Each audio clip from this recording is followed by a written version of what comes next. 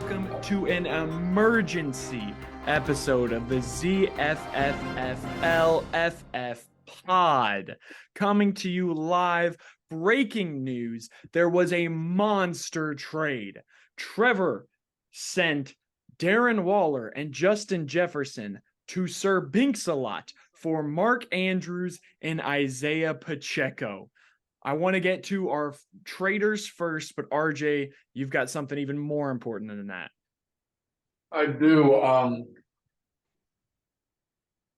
I just want to talk about, a comment or maybe a segment that was made in last podcast. I know, I'm deeply ashamed of it. If I've ever hurt anyone out there, I can't tell you how much I say from the bottom of my heart. I'm so very sorry. I pride myself as a man. Oh, and think of myself as a man of faith. As there is a deep drive in the left field by Castellanos, and it will be a home run. Okay. All right, that's it. Let's get to the trade. We love you, Otis. Let's get back to the trade. Monty gets Justin Jefferson. Trevor gets nothing. What do you guys have to say? What's the story? How are you guys feeling? How did this trade start? I'll jump in. I think it just sprung up today in the late afternoon. I was thinking a lot about JJ and the future that he had on my team, and I think I shot just about everybody in the league a text except for Jack, because you can't fucking make a trade with Jack. That's like fucking trying to. I mean, you got better odds winning the lottery. Speaking of, I might win the Powerball tonight. But so I texted everybody except for Jack and just shout out, what will it take for JJ? So I texted Monty sometime late this afternoon, and he liked my first offer. We said, hey, let's think about it. We'll talk later tonight. And then sure enough, tonight we got it going, and boom, just like that, it happened. That is insane. Monty, when Trevor texted you and said, hey, I want to give you the number one receiver, what goes through your mind? It was a crazy moment. I was firing off some emails in the early afternoon to my colleagues, and then I get a ping from Trevor. And it's like people kind of forget, there's Bank-a-Lot, but before there was Bank-a-Lot, the Rainmaker, he's been a guy. He's been a guy that makes deals. So, I just had to channel my inner Rainmaker, and I think we made some fire here. When it's bountiful, when wins are plentiful, you can take big risks. And this year's motto is, if you have enough dogs in the kitchen, someone's going to bite. So we're going for bite capital. We got a big boy, big old dog, big dog. And there's a lot of talk. I know. I'm aware of the situation with Justin. Big boy. Oh, are the Vikings going to tank their season? I don't know. Are they? They could. Are they going to trade? Are they going to deal Kirk? Is it over? I don't know. There's always a lot of chatter, but I always have faith in the dogs. I like the dogs and the cream to rise to the top. I did have to give up some bank equity with my boy Mark. Hate to see him go. But Titans are extremely volatile this year. You can't really find any consistency with anybody. So I feel good making a sacrifice there for the long term. So we're looking to bank in the stretch, bank early, bank often, but we feel good about today. That is insane. And Monty, I wanted to say, this is exactly how you've had your success this season. You've been putting in these long-term investments. You took Cup, you took JT, you let it pay out later. You don't worry about the now, you worry about the playoffs. When you've got Christian McCaffrey, Jonathan Taylor, Cooper Kupp, and Justin Jefferson come week 16. Yeah. What is the Talk to me then. If it all binks out, It'll bank. This you're gonna be wearing this jacket. You're gonna be, holding the trophy. You're gonna be binking. I don't know Truly. if I could handle that power, Teddy. I just hope you win again. You just want to be second. You just want to be second place to get like second. the I just want split to, pot. make it. Yeah, exactly. We can negotiate a deal or something. And now, Trevor, as the early people are talking about, you get Mark Andrews and Isaiah Pacheco. How do you feel? Do you feel good? Because I wouldn't feel good about making this trade. Like, it's a very safe trade, I guess.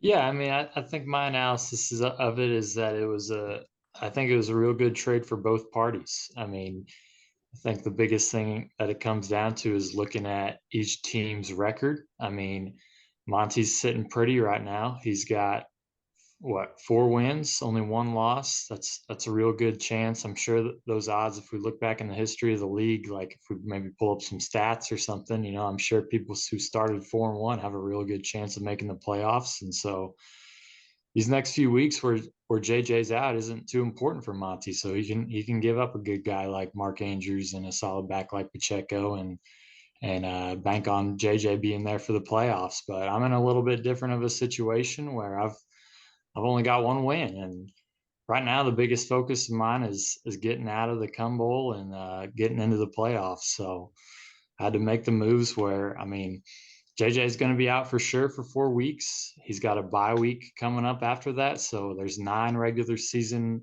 games left. He's going to be out for 5 of those, and my 1-1 just wouldn't be able to survive on my team being out 5 of the rest of the 9 regular season games. So I had to trade him, and Monty was in the best position to make that trade. Him looking for the long run and being in a good spot right now. So I had to sacrifice the future with JJ and get some solid players to get me some wins here. So. Wow, that is telling. I smell desperation is what that do. RJ, you've been a little quiet. And I'm think it's not because you're in a hotel bathroom, but I think you've just been waiting for them to talk. But what do you have to say? Well, I just have a point to bring up to Sir Banks a lot. How does it feel that now you'll have 2 guys on IR starting their IR stint this week in James Conner and now Justin Jefferson? And I'm not 100% sure on this, but I don't even know if James Conner, I don't think he's had his bye week. I don't know if it's after his IR stint or if that's also 5 out of the 9 games he'll be missing. I'm not sure. But how does that feel that now your bench, we don't do IR spots, I don't believe so, in our league. So you're taking up some bench spots with guys that you cannot go after. What happens when your bye week's coming up in the next couple weeks and you don't have anyone on your bench, or you're going to have to drop someone to pick someone up, go with the no kicker, no defense strat until you need it? I don't know. How do you feel? I mean, it's fine. I think we've kind of set up our team in a way that's relatively balanced and to the point where we'll be able to compensate on weeks like as needed. Our wide receiver bye week, our running back bye weeks are all stacked. I think they happen in 9, 10, and 11. So it really won't be, well, we're at week. Yeah. Honestly, like JJ will be getting activated hypothetically if it's on the shortest time frame possible. Right when the running back bye weeks start. I mean, you can only play 2 running backs, right? You could play 3. We got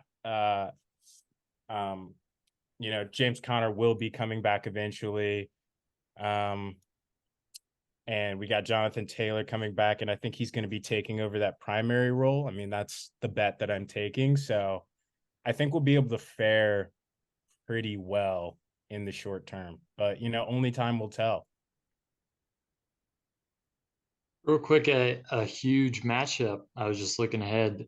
I play Monty week 10, which I believe is the first week that JJ is back from revenge game. First week he's able to come back from IR week 10. Also that week, Pacheco on bye. So it could be a potential Wow. massive disappointing week from that trade on my end. Sounds Also, though, sounds like you didn't look too far ahead. I think Bankslot might have been a step ahead. Everything you just said, I think you already knew that. also Short-term though, panic. Swift and Cup on bye that week. Whoa. Big matchup. Hopefully we get a few wins in before that. Yep, we're depending on the Ravens D at that point. Compensate. What you got, RJ? Trevor, this question's for you. How if the next 2 weeks, if they go absolutely miserable and you lose the next 2 weeks, are you going to try, you think, do you have an idea of maybe a future trade of what you might be after? What would be the next plan if you fall to and 0-2 the next 2 weeks? What would be the plan going forward? Are you going to try and sell again, or you feel confident in the team that you have? Yeah, I mean that'd be rock bottom. But let's hope that doesn't happen. I think something to point out from that too is we're back on Joe Burrow.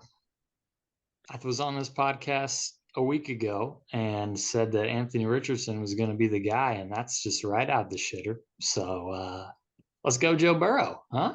Let's turn it around. Good week last week. Let's see how he does the rest of the season, because he's my guy from here on out. So yeah. While Trevor was saying that, I just wanted to bring up Trevor saying Joe Burrow's my guy. I love Joe Burrow. It was 9:12 p.m. when he offered him in a trade to me. In a package that included Mr. Jefferson. Let's just say that. Right. You know what stopped that is I got on the phone with Joe. When I said no, I don't want to do that. I No, don't want an stop injured it. player for a player coming back stop from it. injury. No, that wasn't it. I got on the phone with Joe right after I sent that text. He called me and said, "Hey, man, I know I'm on the block. I know I haven't been doing that well this season, but I got you. I got your back. I know we took a hit with AR, our new starting QB, getting out for a month or two, but like, I got you. We're going to turn this season around." So I said, "You're right, Joe." And so I immediately canceled that trade proposal to you and continued it with Monty without Joe involved. So he's my guy. Breaking news, there's been one Powerball ticket that did win in the state of California. So Oh, fuck that. What about Tennessee? Chase? yeah, maybe it was Chase, but that also bringing up that person in our league. I have heard that there is some turmoil with Trevor and the quarterback position, injuring two ARs, Aaron Rodgers and Anthony Richardson. Joe Burrow playing absolutely god awful on his team, and now Trevor decides to pick up his employer's quarterback in hopes to sabotage their season and face his career. So that's a point to bring up. And now Trevor is, I do believe, muted on all chat services. So yeah, they can't. There are no conversation. Since that pickup yesterday of Big Cock Brock, Chase, I have not heard from.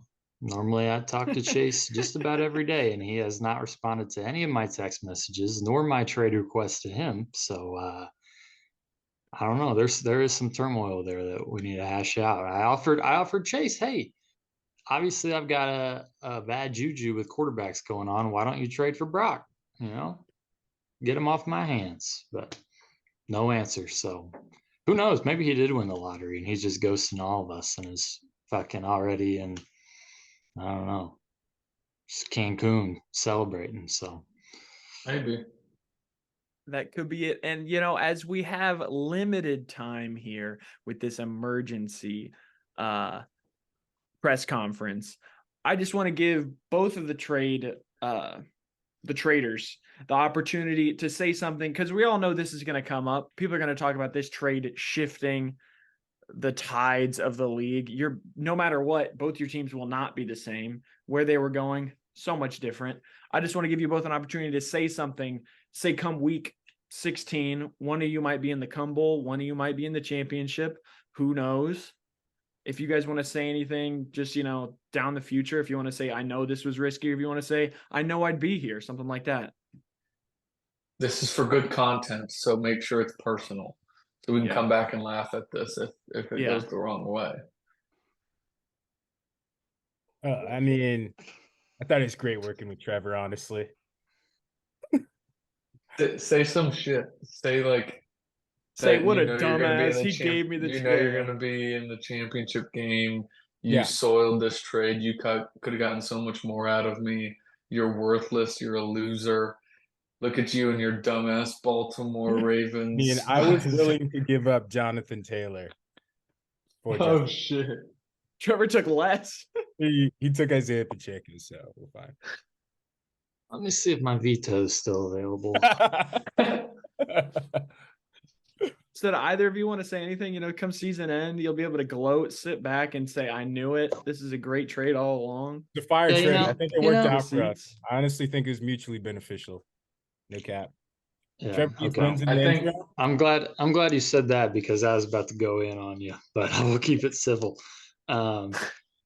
So yeah, I think it was honestly, people are gonna cry trade rape. Everybody always does for every trade, but I think it benefited both teams. And I actually look back in the league history and because I didn't think we had many trades in our league history, and I was going to pull out a little stat about this is the 6th trade or whatever. But actually, we've had a lot of trades. I think it was like 20 plus, and we've had one every year. So glad we got the first one out of the way, and I look forward to seeing which more trades we got coming for the rest of the year.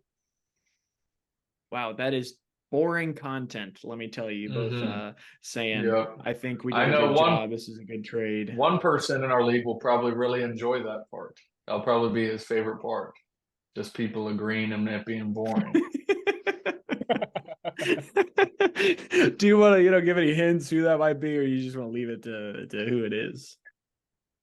I'll leave it because if I say the name, they're gonna make you blur it out. So That would get flagged. Yeah, we don't want the network executive coming back in. That was kind of a soiled thing.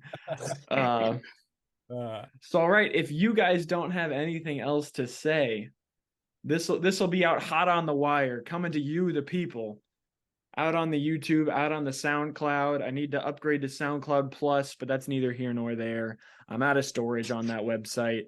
But if neither of you have anything to say, any last words, we'll go ahead and finish this. Thank you all for watching. We hope you stay tuned to see how this trade works out. We'll be back with our regularly scheduled episode, potentially Wednesday or Thursday. Who knows? No matter what, keep binking, keep betting. Still plenty of time to get those bets in. And make sure to follow us on all our platforms. and more importantly, Fuck you, Trevor. there we go. Yeah. All right, thanks. We'll see you next week. Thank you, everyone.